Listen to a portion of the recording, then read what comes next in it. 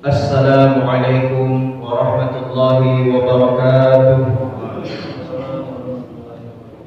Innal hamdalillah nahmaduhu wa nasta'inuhu wa nastaghfiruh wa na'udzu billahi min shururi anfusina wa min sayyiati a'malina. May yahdihillahu fala mudilla lahu wa may yudlil fala hadiya lahu. Asyhadu an la ilaha illallah wahdahu la syarika lahu wa asyhadu anna sayyidana Muhammadan abduhu wa rasuluhu la nabiyya ba'dah. Qala Allah ta'ala fi kitabihil karim, a'udzu billahi minasy syaithanir rajim. Bismillahirrahmanirrahim. Shahru Ramadan alladzi unzila fihi al-Qur'an hudan lin-nasi wa bayyinatin minal huda wal furqan. Wa qala aidan, a'udzu billahi minasy syaithanir rajim. Bismillahirrahmanirrahim. Inna anzalnahu fi lailatul qadr wa ma adraka ma lailatul qadr. Lailatul qadri khairun min alfi syahr. Tanazzalul malaikatu war-ruhu fiha bi'izni rabbihim min kulli amr. Salamun hiya hatta matla'il fajr. Qala Rasulullah sallallahu alaihi wasallam, khairukum man ta'allama al-Qur'ana wa 'allamahu. Wa qala aidan sumu tasihhu. Sadaqallahul azim.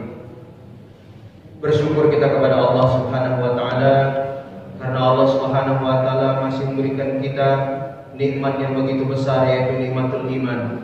Karena nikmat iman itulah Allah Subhanahu wa taala menggerakkan tubuh kita sehingga kita dapat berkumpul di masjid yang insyaallah penuh barokah ini. Amin ya rabbal alamin. Tiada nikmat yang lebih besar daripada nikmat iman. Kenapa nikmat iman begitu istimewa? Karena itulah para nabi-nabi diutuslah ke dunia ini untuk perkara iman. Tidak lain tidak bukan kecuali perkara iman. Bapak Ibu yang dimuliakan Allah Subhanahu wa taala, sehingga Ramadan ini pun diciptakan oleh Allah untuk kita, untuk perkara iman, agar iman kita meningkat menjadi orang-orang yang bertakwa. Di dalam ayat Al-Quran dikatakan, a'udzu billahi minasyaitonir rajim, ya ayyuhalladzina amanu, wahai orang-orang yang beriman, kutiba alaikumusiyam, telah tertulis atas kalian ini untuk berpuasa. Kama kutiba alal ladzina min qablikum, karena telah tertulis orang-orang terdahulu untuk berpuasa. La'allakum tattaqun, mudah-mudahan kalian menjadi orang yang bertakwa. Di sini saja masih pakai kata-kata la'allakum. La'allakum ini mudah-mudahan. Berarti orang yang puasa Ramadan ini belum tentu semuanya menjadi orang-orang yang bertakwa. Kenapa begitu? Karena ada orang yang berpuasa hanya sekedar untuk seremonial belaka, hanya untuk memenuhi daripada absen, ibaratnya kalau kita kerja. Bapak Ibu yang dimuliakan Allah, inilah puasanya orang-orang yang sia-sia. Bapak Ibu, di bulan Ramadan ini penuh dengan keberkahan dan penuh dengan fadilah-fadilah. Maka bulan Ramadan ini bagi orang-orang beriman adalah bulan yang ditunggu-tunggu. Karena di bulan Ramadan inilah ajang di mana kita benar-benar meningkatkan keimanan dan ketakwaan kita. Disinilah yang menjadi barometer eksistensi dari segala amal. Kalau di bulan Ramadan saja kita malas-malasan, Pak, Bu, apalagi di luar bulan Ramadan, betul apa tidak? Betul. Jadi kalau Ramadannya saja sudah lemas, apalagi bulan Syawal, Zulqa'dah, Zulhijjah dan bulan-bulan yang lainnya kita akan lemas juga. Maka bulan Ramadan adalah bulan tarbiyah.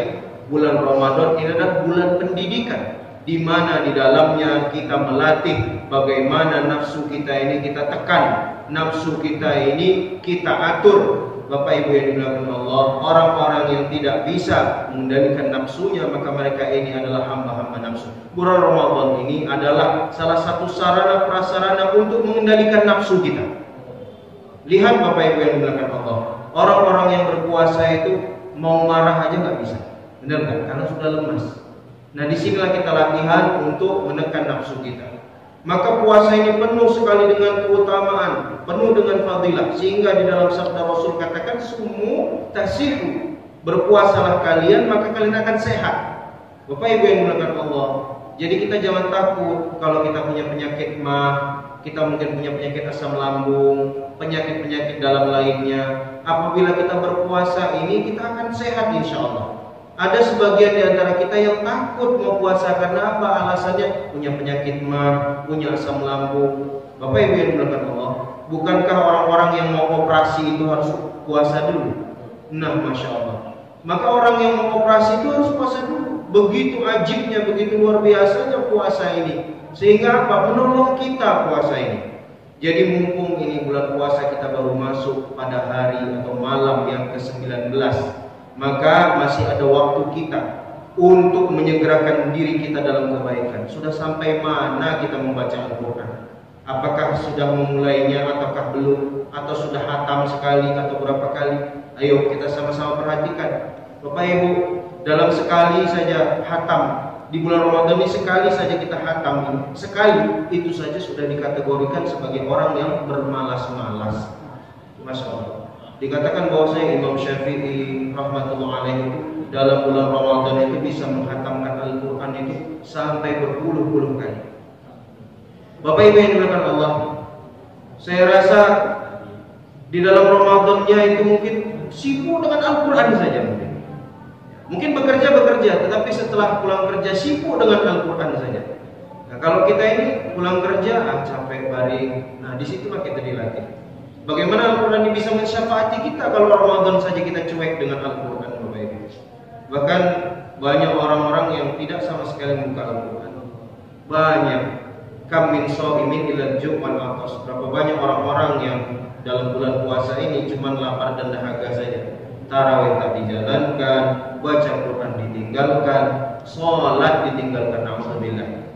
Bapak Ibu, di bulan Ramadan ini apabila kita beramal sunnah, pahalanya sama dengan pahala wajib. Apalagi pahala wajib. Nah, maka kesempatan kita untuk terus mengumpulkan pundi-pundi amal kita supaya kita bisa kembali ke kampung kita, yaitu kampung akhirat. Kampung kita ini bukan dunia ini, Bapak Ibu. Kampung kita sebenarnya adalah akhirat. Bukankah Nabi Adam dulu tinggal di surga, kemudian dimutasi sementara ke dunia? Nah, kita ini pun sebenarnya makhluk surga yang dimutasi ke dunia untuk menyempurnakan iman kita dan amal soleh kita. Perkara di dunia ini hanya dua saja, menyempurnakan iman dan amal soleh. Sisanya laghun wa lahu, senda gurau. Bah, jadi semuanya itu hanya senda gurau. Sedihnya sedih, nggak beneran. Senangnya juga senang tidak beneran. Tidak ada yang sedih yang benar-benar sedih di dunia ini. Tidak ada yang senang benar-benar senang di dunia ini. Sebab bilang sedih suami baru meninggal, nggak lama kemudian ada yang melamar, senang lagi dia. Betul nggak Pak? Seminggu lah paling. Belum lagi kering tanah kuburan suaminya. Itu juga sebaliknya, Masya Allah. Itulah ada yang sedih, sedih yang betul-betul sedih. Sedih yang betul-betul sedih nanti ketika kita dihadapkan dengan api neraka, baru itu benar-benar sedih. Yang senang, benar-benar senang adalah ketika kita dihadapkan dengan kampung kita, yaitu surganya Allah Subhanahu wa Ta'ala. Jadi dunia ini tidak ada yang benar-benar, tidak ada yang pasti kecuali kematian. Jadi kalau sedih itu sudah biasa, senang juga biasa. Itulah orang beriman. Dia tidak terkesan mau diberi ujiankah atau ingin diberi kenikmatan. Orang beriman tidak terkesan karena di dalam hatinya itu selalu Allah. Karena sifatnya orang beriman itu di sini senang, di sana senang, di mana-mana hatinya senang. Buat apa susah? Susah itu tak ada gunanya. Itulah pramuka ya Pak. Saya anak pramuka juga dulu, sampai KML, kursus mahir lanjutan. Jadi pembina pramuka juga, jadi hafal. Nah, termasuk apa namanya itu dasar dharma pramuka itu hafal saya sampai sekarang. Taci paparera hedibusu. Nah itu semuanya isinya agama, itu benar nggak Pak? Taji paparera hedibusu. Takwa kepada Tuhan yang Maha Esa. Cinta alam dan kasih sayang sama manusia. Patuh dan suka bermusyawarah. Patriot yang sopan dan kesatria. Rela menolong dan tabah. Rajin, terampil dan gembira. Hemat, cermat dan bersahaja. Disiplin, berani dan setia. Bertanggung jawab dan dapat dipercaya. Suci dalam pikiran, perkataan dan perbuatan. Semuanya ada dalam Al-Quran itu. Bapak Ibu yang dimuliakan Allah, bulan puasa ini, bulan Ramadan ini untuk mensucikan diri kita. Tutahhiruhum wa tuzakkihim, membersihkan kita, mensucikan diri kita, baik diri kita maupun harta kita.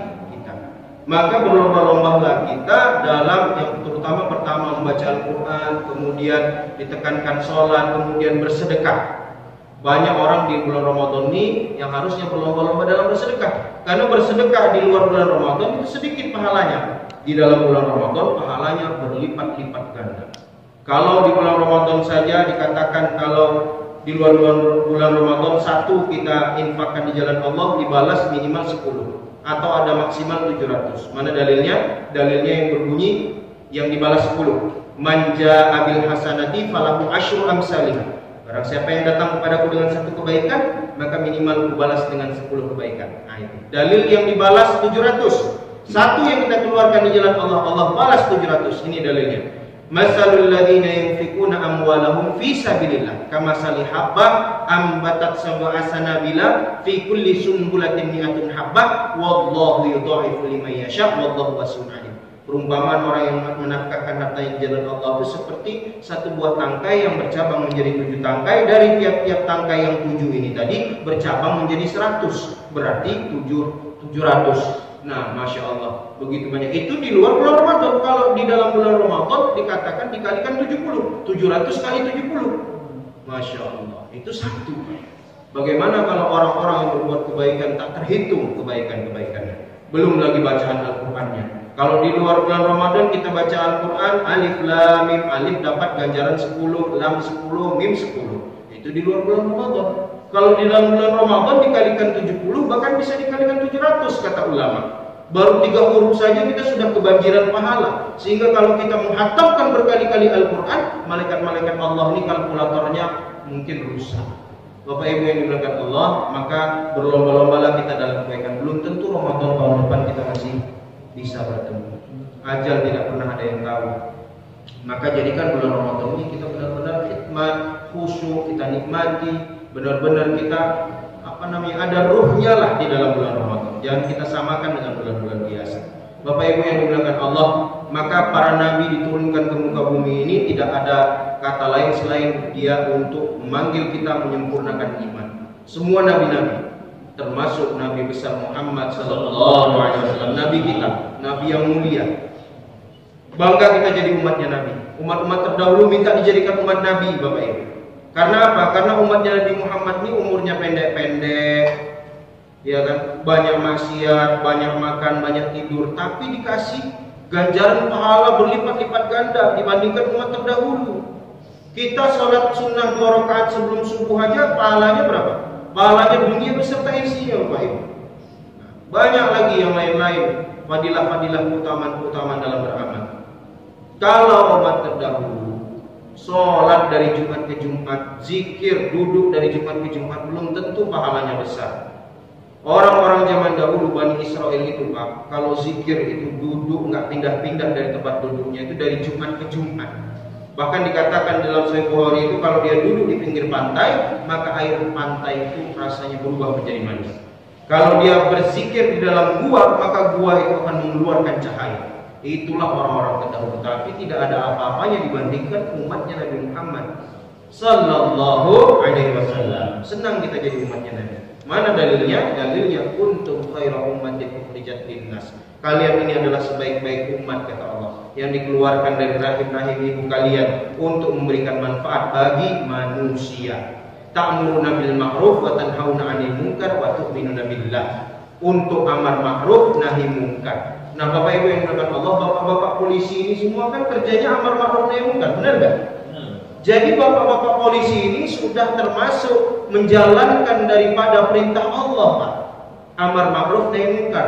Kalau kayak kami orang-orang biasa, Pak, amar ma'ruf nahi munkar sedikit didengar. Paling kalau dia sudah ustadz alumni dari pondok mungkin iya didengar. Tapi kalau orang-orang biasa yang tidak alumni dari pondok nggak akan didengar, Pak. Tapi kalau Pak polisi, mau dia nggak pernah sekolah pesantren, mau sekolah pesantren, kalau dia sudah amar ma'ruf nahi munkar, dari masyarakat semua tunduk dan patuh. Benar nggak? Karena Bapak Ibu semua ini punya kemuliaan, atau bahasa kita ini punya integritas yang Allah titipkan ke bapak-bapak. Jadi kalau pangkat bapak ini tidak bapak gunakan untuk perkara agama, bapak-bapak menyesal, ibu-ibu menyesal. Gunakanlah untuk perkara agama, mengajak orang taat. Jadi jangan mikirin diri sendiri aja, Pak. Jadi niatnya kita ini tugas di lapangan, mungkin ada yang sebagai polantas, ada yang sebagai binmas dan lain sebagainya. Jangan niatnya tugasnya itu hanya untuk takut sama atasan, Pak Kapolres. tapi niatnya ibadah, takut karena Allah, Pak. Bukan takut sama Pak Kapolres ya, tapi takut sama Allahnya. Karena diberi emban Binmas, diberi emban Polantas. Kalau kita berpikir seperti itu, maka nilai kerja kita ini ibadah semua, dakwah. Jadi polisi ini semua kan dakwah kerjanya sekarang. Jangan melakukan kerusakan, kan? Mengajak kepada kebaikan, jangan berbuat rusak, jangan kalian mabuk-mabukan, jangan narkobaan. Itu kalau polisi yang ngomong, Pak, didengar, Pak. Apalagi kalau bapak-bapak pakai seragam datang ke anak-anak muda itu pada takut semua, Pak. Oke lah, mungkin mereka sadar diawali dari rasa takut, tapi kalau sudah terbiasa mereka akan timbul dari diri sendiri. Dia melihat, bapak-bapak polisi aja taat, kan? Jadi, Pak, di luar sana saya melihat kalau ada polisi yang taat, Pak, polisi yang rajin ke masjid, polisi yang benar-benar mengajak mereka ini kepada Allah dan Rasulnya, ini lebih salut, Pak, kita. Masyarakat awam ini lebih senang melihat, Pak, polisinya taat ya. Wih, Pak, polisinya ini rajin ke masjid ya. Bapak Ibu yang dimuliakan Allah, bapak-bapak ini sudah dimuliakan Allah. Dimuliakan Allah. Dengan seragam bapak-bapak itu mulia, Pak. Bapak-bapak ini bisa masuk ke tempat-tempat yang kami tidak bisa kami masuki, Pak. Maka gunakanlah ya integritas bapak-bapak sekalian untuk agamanya Allah. Mudah-mudahan nilainya ibadah semua nanti di sini. Amin ya rabbal alamin.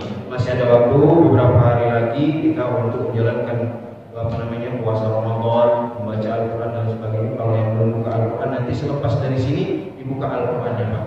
Nah, bapak-bapak lagi apel, mungkin lagi dinas di lapangan, Pak Polantas, kan nggak mesti harus berdiri terus, bisa pegang Al-Quran sebentar.